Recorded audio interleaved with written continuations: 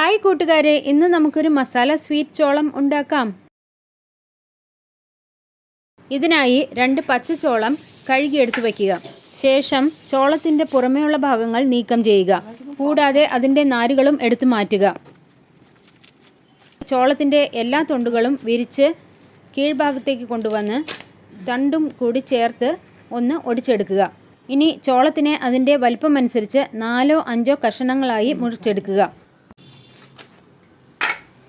ഒരു കുക്കറിൽ ഈ ചോള കഷ്ണങ്ങൾ നിരത്തി വെച്ച് 1/2 ടീസ്പൂൺ മഞ്ഞൾപ്പൊടിയും ആവശ്യത്തിന് ഉപ്പും ചേർത്ത് നിരപ്പിന് വെള്ളം ഒഴിച്ച്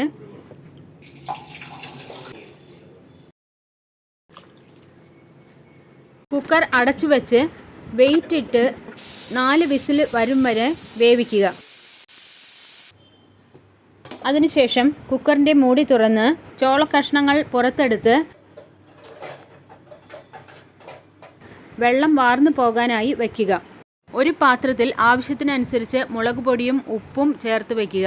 കൂടാതെ മസാല ചോള കഷ്ണങ്ങളിൽ പെട്ടുന്നതിനായി ഒരു നാരങ്ങയുടെ ചെറിയ കഷ്ണം മുറിച്ച് വയ്ക്കുക. ഒരു ഫോർക്ക് ഉപയോഗിച്ച് ചോള കഷ്ണം കുത്തിയെടുത്ത് നാരങ്ങ കഷ്ണം മസാലയിൽ മുക്കി ചോളത്തിൽ തേച്ച് പിടിപ്പിക്കുക.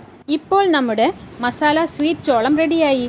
വളരെ എളുപ്പമായ ഈ റെസിപ്പി എല്ലാവരും ഒന്ന് ട്രൈ ചെയ്ത് നോക്കൂ. ഈ റെസിപ്പി ഇഷ്ടമായെങ്കിൽ like, comment, share and subscribe Ninni space.